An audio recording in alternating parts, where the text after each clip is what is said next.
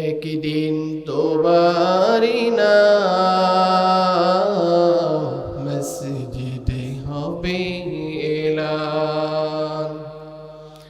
একদিন তোমারি নাম মসজিদে হবে এলান। তৈরি থেকো তৈরি রেখো কবরের মাল সামান। একদিন তোমারি নাম মসজিদে হবে এলান। একদিন তোমারি নাম মসজিদে হবে এলান। একদিন তোমাকে পরিয়ে কাফন, সঙ্গী স্বজন করবে দাফন। হঠাৎ চলে যাবে আদরের ধন, প্রিয় মা বাবার ভাসিয়ে নয়ন। তৈরি থেকো তৈরি রেখো সুন্নতি আমল ঈমান। একদিন তোমারি নাম মসজিদে হবে এলান। একদিন তোমারি নাম মসজিদে হবে এলান। নামে সমান জারি হলে করবে আটক, বন্ধ হয়ে যাবে জীবন নাটক। বাহাদুরি থাকবে না দেহে যৌবন, ফুরিয়ে বসন্ত আসবে শ্রাবণ। তৈরি থেকো তৈরি রেখো কোরআনে জীবন বিধান। একদিন তোমারি নাম মসজিদে হবে এলান। একদিন তোমারি নাম মসজিদে হবে এলান। একদিন তোমার হবে বিচার, লাভ হবে না দুনিয়ার ক্ষমতা। হতে যদি পারো নবীর আশিক, ফুল সিরাতে পার হয়ে যাবে ঠিক। তৈরি থেকো তৈরি রেখো জান্নাতি হওয়ার সুফল। একদিন তোমারি নাম মসজিদে হবে এলান। একদিন তোমারি নাম মসজিদে হবে এলান। আল্লাহ তাআলা বলে, বান্দা জান্নাতের দিকে যদি যাও তুমি জান্নাত পাইবা, জাহান্নামের দিকে গেলেও জাহান্নাম পাইবা। হেরে আল্লাহর গোলাম, তুমি কোন পথে চললে তোমার জীবন ভালো হবে, তুমি জান্নাতি হতে পারবা? কোন পথে চললে তুমি জাহান্নামী হয়ে যাবা? এই চিন্তা করার জন্য আমি আল্লাহ তোমাকে বিবেক দিয়েছি। কি দিয়েছি? বিবেক দিয়েছি। এই চিন্তা করার দ্বারা আমি তোমাকে বিবেক দিয়েছি। কাকে মারলে তোমার কি হবে? অন্যায় ভাবে এক ব্যক্তিকে মারধর করলা, এক ব্যক্তিকে তুমি প্রতিহত করলা, তোমাকে এটাও আমি শিখাইলাম ওই ব্যক্তিকে শুধু শুধু মারা যাবে কিনা। একজন ব্যক্তির কোনো অন্যায় নাই, অনর্থক ভাবে কি করলো? তাকে মারধর করলো। কি করলো ভাই? মারধর করলো। কারণ আল্লাহ তাআলা কিন্তু আমাদেরকে বিবেক দিয়েছেন। কি দিয়েছেন? বিবেক দিয়েছেন চিন্তা করার জন্য। তুমি কোন পথে চললে তোমার জীবন সুন্দর হবে, ভবিষ্যৎ সুন্দর হবে। এজন্য এই চিন্তা করার জন্য আল্লাহ তাআলা আমাদেরকে একটা বিবেক দিয়েছেন। এটা দ্বারা কি করতে বলছে? চিন্তা করতে বলছে। আমরা তো সবাই জানি নামাজ পড়লে কি হয়, নামাজ না পড়লে কি হয়, সুদ খাইলে কি হয়, ঘুষ খাইলে কি হয়, পর্দায় চললে কি হয়, বেপর্দায় চললে কি হয়, সব জানি। নামাজ না পড়লে কিরকম শাস্তি দিবেন, সুদ খাইলে কেমন শাস্তি দিবেন, ঘুষ খাইলে কেমন শাস্তি দিবেন, সব জানার পর এরপরেও আমরা গুনাহ করি। কি করি? গুনাহ করি। কারণ আমরা গুনাহ করতে করতে এমন গুনাহ করে ফেলেছি যেই গুনাহ থেকে আমরা ফিরতে পারতেছি না, আমার আল্লাহকে ভুলে গেছি। অথচ প্রতিদিন জানাজা দেখতেছি, প্রতিদিন মৃত্যুর খবর শুনতেছি, এরপরেও আমার ভিতরে কোনো অনুভূতি নাই, মনে হয় আমাকে আর মরা লাগবে না। কি লাগবে না? মরা লাগবে না। কারণ যদি মৃত্যু থেকে যদি বাঁচা যেত, মৃত্যু থেকে যদি আমি বাঁচতে পারতাম, তাহলে কত বড় বড় পণ্ডিত বেঁচে যেত। আমি তো তাদের থেকে কোন পণ্ডিতের কাতারেই নাই, অথচ আমিও বাঁচতে ইচ্ছা করে, কিন্তু দেখা গেল তারা বাঁচতে পারে নাই। কারণ দুনিয়াটা একটা রং তামাশার জায়গা, দুনিয়াটা অল্প দিনের একটা ক্ষণস্থায়ী। আল্লাহ তাআলা আমাদের জন্য রেখেছেন চিরস্থায়ী জান্নাতি। চিরস্থায়ী কি? জান্নাতি। আল্লাহ তাআলা আমাদের জন্য জান্নাতের ব্যবস্থা করে দিয়েছেন। ওরে যুবক আল্লাহর গোলাম, ও যুবক ভাই, এখনো পর্যন্ত কি তোমার নামাজের সময় হয় নাই? নামাজের কথা বললে ভাই আমি তো যুবক ভাই, আমার নামাজের সময় হয় নাই। আবার বলে দাড়ি কেন রাখেন না? বলে মেয়েটা তো এখনো বিবাহ সম্পূর্ণ করতে পারলাম না, আর একটু পরে রাখবো। ওরে যুবক ভাই, আমাকে বলো, আজরাইল আলাইহিস সালাতু ওয়াস সালাম যখন আসবে তোমাকে ফোন দিয়ে আসবে নাকি টেলিফোন দিয়ে আসবে? না না, আজরাইল আলাইহিস সালাতু ওয়াস সালাম কোন সংবাদ দিয়ে আসবেন না। আজরাইল আলাইহিস সালাতু ওয়াস সালাম যে কোন মুহূর্তের মধ্যে চলে আসবে। কি আসবে? যে কোনো সময়ের মধ্য দিয়ে চলে এসে তোমার রূহটাকে বের করে ফেলবে। কারণ আল্লাহ তাআলার অর্ডার যখন হয়ে যাবে, তখন সাথে সাথে তোমার জান কবজ করে ফেলবে। এর জন্য সদা সর্বদা আমাদের মৃত্যুর কথা চিন্তা করতে হবে। জিন্দেগি মে বন্দেগি তো করনা হে, जिंदगी में बंदगी तो करना है, जिंदगी में बंदगी शर्मिंदा है, जिंदगी में बंदगी शर्मिंदा है। आए थे हम कुछ न कुछ खरीदने को, जैसे हो रोशन मेरे क़ल्ब और हो। आए थे हम कुछ न कुछ खरीदने को, जैसे हो रोशन मेरे क़ल्ब और हो। वरना कोई चारा तो जहाँ में नहीं, वरना कोई चारा तो जहाँ में नहीं। जिंदगी बे बंदगी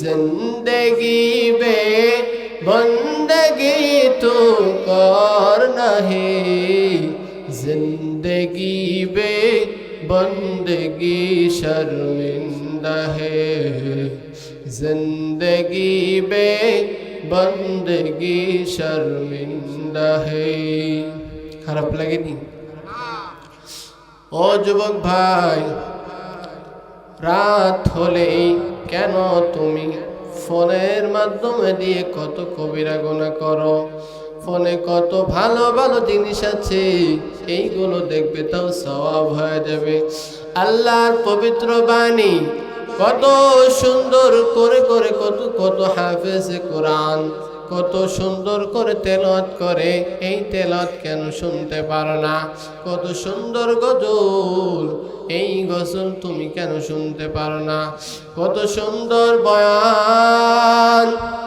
এই বয়ান তোমার শোনার সময় হয় নাই অথচ তুমি সদা সর্বদা সব সময় গুনার মধ্যে লিপ্ত থাকো ওর যুবক আল্লাহর গোলাম যদি আজরাইল আলাইহিস সালাতু ওয়াস সালাম এসে যায় যদি গুনাহগার অবস্থায় যদি কবরে যায় তাহলে আমার অবস্থাটা হবে কি ও পর্দার অন্তরে মা বোনেরা যারা বয়ান শুনতেছেন রে মা ভালো করে শুনবেন আল্লাহ তাআলা আমাদের সকলের জন্য নামাজ ফরজ করেছে অথচ মা আপনারা কত দামি মা কত বড় বড় দামি মা কারণ আপনাদের মতো দামি মা কেউ নাই আপনারা হলেন হাফেজে কোরআনের মা আপনারা হলেন আলেমের মা আপনারা হলেন বড় বড় হাফেজ আলেমের মা আপনাদের সম্মান অনেক ঊর্ধ্বে এজন্য সদা সর্বদা পর্দার মধ্য দিয়ে চলতে হবে কারণ পর্দাকে আল্লাহ তাআলা ফরজ করে দিয়েছেন কি করে দিয়েছেন ফরজ করে দিয়েছেন সদা সর্বদা আল্লাহকে ডাকতে হবে 5 ওয়াক্ত নামাজ পড়তে হবে স্বামীর মাল হেফাজত করতে হবে স্বামীর অল্প টাকায় সন্তুষ্ট থাকতে হবে কারণ কত কষ্ট করে সংসারের জন্য টাকা রোজগার করে কত স্ত্রী দেখবেন স্বামীর টাকায় সন্তুষ্ট না খুশি হয়ে যায়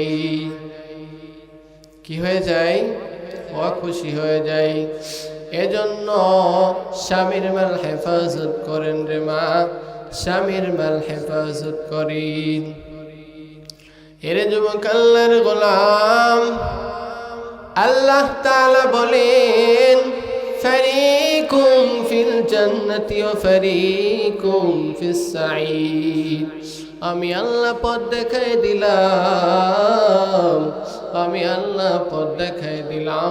এখন তুমি চলবা কোন দিকে তোমার জন্য আমি এই বুঝার জন্য আমি আল্লাহ তাআলা বিবেক দিয়েছি এই বিবেক দ্বারা তুমি চিন্তা করো কোন রাস্তায় চললে তুমি জান্নাতে যেতে পারবা আর কোন রাস্তায় গেলে তোমার জন্য জাহান্নাম ওয়াজিব হয়ে যাবে জাহান্নাম হারাম হয়ে যাবে কোন রাস্তায় গেলে তুমি জাহান্নামে যেতে পারবা আমরা তো ভালোই জানি নামাজ না পড়লে আল্লাহ তাআলা আমাদের জন্য জাহান্নাম রেখেছে সুদ খাইলে আমাদের জন্য জাহান্নাম সুদ এমন একটা জিনিস এমন একটা গুনাহ বলা হয়েছে আল্লাহ তাআলা বলে সুদখোরের সাথে আল্লাহ তাআলা চূড়ান্ত যুদ্ধ ঘোষণা করে দিলেন কি করলেন যুদ্ধ ঘোষণা করলেন কার সাথে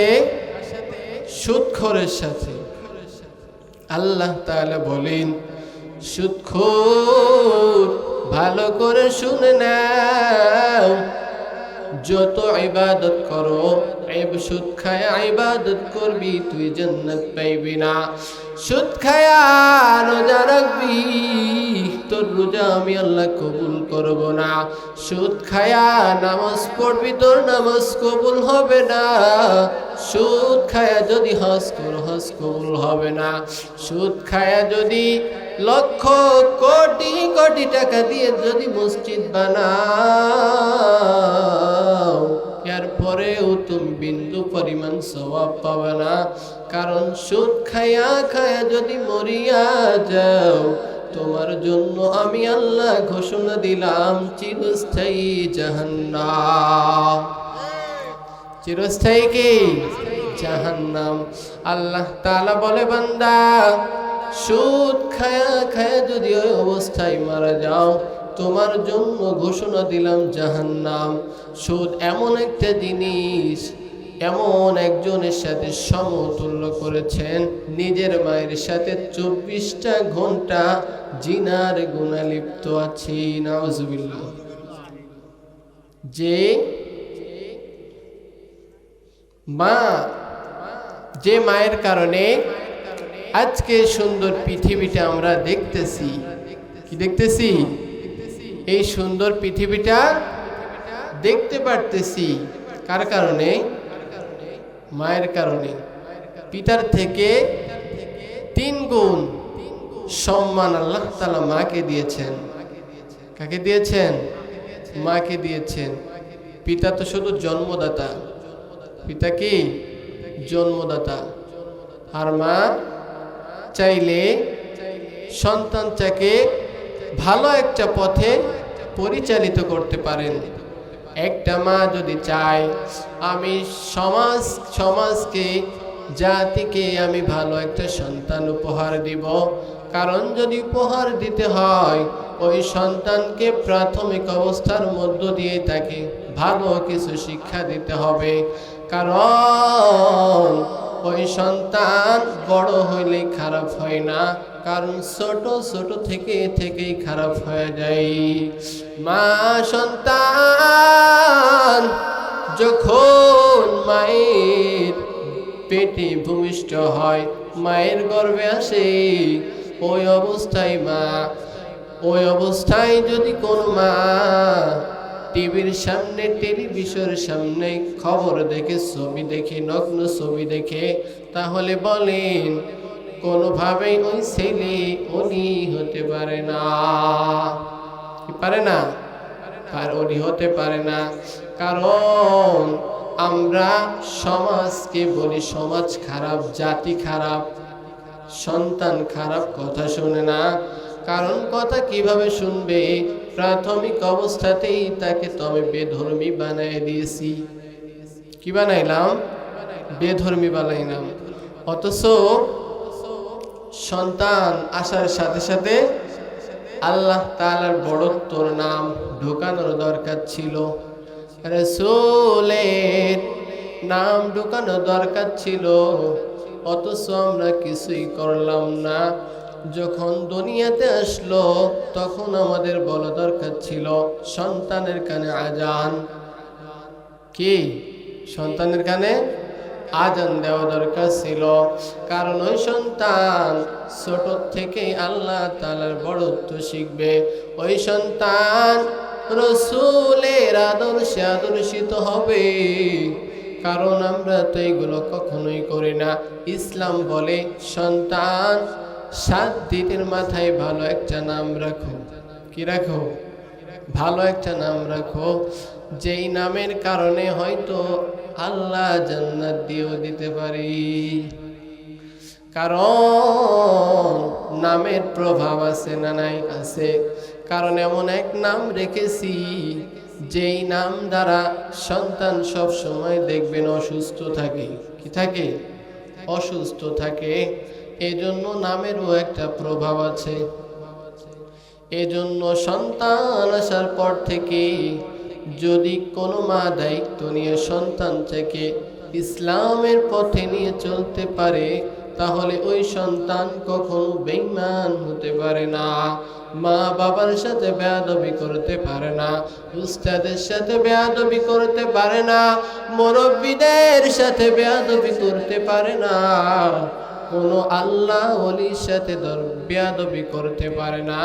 কারণ ওই সন্তান মায়ের থেকেই শিক্ষা নিয়েছে, কারণ মা হচ্ছে সর্ববড় শিক্ষক।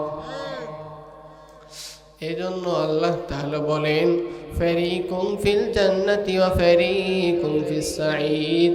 আমি আল্লাহ বোঝার জন্য তোমাকে বিবেক দিয়েছি।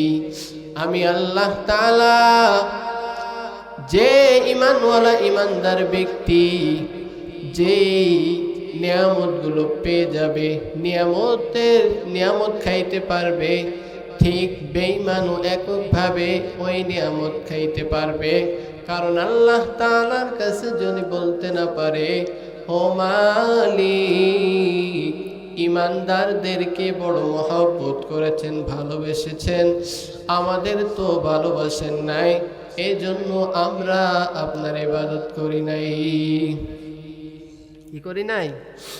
ইবাদত করি নাই। আল্লাহ তাআলা বলে, বান্দা, ঈমানদাররা যেই নদীর মাছ খাবে, বেঈমান একক নদীর মাছ খাইবে। মানা নাই, নিষেধ নাই। আল্লাহ তাআলা বলে, বান্দা, ইচ্ছা হলে তুমি নামাজ পড়বো, বাধা নাই। ইচ্ছা হলে তুমি রোজা রাখো, বাধা নাই। ইচ্ছা হলে রোজা নাও রাখতে পারো, বাধা নাই। ইচ্ছা হলে তুমি দাড়িটা লম্বা করো, বাধা নাই। ইচ্ছা হলে দাড়িটা কেটে ফেলায় দাও, বাধা নাই। কারণ তুমি দুনিয়াতে চিরস্থায়ীভাবে থাকতে পারবা না। কারণ এমন একটা রশি তোমার সিনায় লাগাই দিয়েছি, সময় হলে আমার কাছে আসা লাগবে, পালাবার কোনো সুযোগ নাই। কি নাই? সুযোগ নাই। আল্লাহ তাআলা বলেন, ইয়া আইয়ুহাল্লাযীনা আমানু ইসতাঈনু বিস-সাবরি ওয়াস-সালাহ ইন্নাল্লাহা মা'আস সাবিরিন। আল্লাহ তাআলা নিশ্চয় ধৈর্যশীল বান্দাদের সাথে আছেন। কাদের সাথে আছেন? ধৈর্যশীল বান্দাদের সাথে আছেন। ধৈর্যশীল কারা? নামাজ পড়ে না, রোজা রাখে না, পর্দায় চলে না, হালাল হারাম মেনে চলে না, তাদের সাথে কি আল্লাহ আছেন? তাদের সাথে আল্লাহ নাই। আল্লাহ তাআলা বলেন, ধৈর্যশীল ব্যক্তিদের সাথে আমার আল্লাহ আছেন। আল্লাহ তাআলা বলেন, যদি কোনো বিপদে পড়ো, তিনটি মাধ্যমে আমি আল্লাহর কাছে কি চাও? সাহায্য চাও। কি চাও? সাহায্য চাও। বিপদে পড়ি না আমরা? বিপদে পড়তে গেলে তো আল্লাহর কাছে সাহায্য চাওয়া লাগে, তাই না? এখন আল্লাহর কাছে সাহায্য চাইতে হলে কি যে কোনো অবস্থার মাধ্যমে সাহায্য চাওয়া যাবে? যাবে না। দুনিয়ার কোনো বড় ব্যক্তির কাছ থেকে যদি আপনি সাহায্য নিতে চান, তাহলে যে কোনো অবস্থায় কি সাহায্য নিতে পারবেন? পারবেন না। মাধ্যম আছে না? কিছু তো মাধ্যম আছে, সেই মাধ্যমের মধ্য দিয়েই তো কি সেই ব্যক্তির কাছে সাহায্য নিতে হবে। আল্লাহ তাআলা বলেন, দুনিয়াতে তিনটি দুর্বলতা নাই এমন ব্যক্তির থেকে কি করো? সাহায্য নাই। আল্লাহ বলেন, এক নম্বর, দুনিয়াতে যার কোনো পিছু টান নাই। কি নাই? পিছু টান নাই। দুই নম্বর, ওই ব্যক্তিকে দেখো যার অভাব নাই। তিন নম্বর, এই দুনিয়াতে যার স্বার্থ নাই। স্বার্থ ছাড়া কোনো মানুষ আছে? অভাব ছাড়া মানুষ নাই। পিছুটান ছাড়াও কি নাই? মানুষ নাই। আমার নবীও যদি কোনো বিপদে পড়তেন, তিনিও আল্লাহর কাছে সাহায্য চাইতেন। আল্লাহর কাছে কি চাইতেন? সাহায্য চাইতেন। এজন্য সদা সর্বদা বিপদে পড়লো কি আল্লাহর কাছে সাহায্য চাইতে হবে। এই তিনটা দুর্বলতা নাই, তিনি কে? আমার আল্লাহ। জোরে বলেন, তিনটি দুর্বলতা নাই, তিনি হলেন আমার আল্লাহ।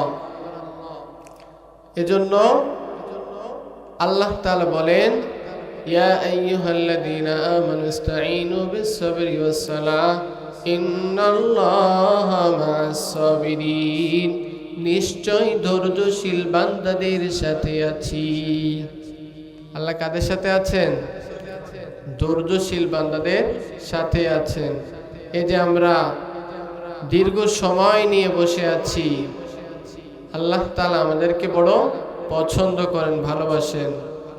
কারণ এই ধৈর্য না থাকলে এভাবে কি বসে থাকতে পারবে? পারবে না। দেখুন গ্রামের মধ্য দিয়ে কত মানুষ আছে, সবাই বিভিন্ন রকম ভাবে ব্যস্ততার মধ্য দিয়ে চলাফেরা করতেছে। আল্লাহ তাআলা তাদেরকে কি ওই ধৈর্যটা দেন নাই। এজন্য আল্লাহ বলেন ধৈর্যশীল বান্দাদের সাথে কি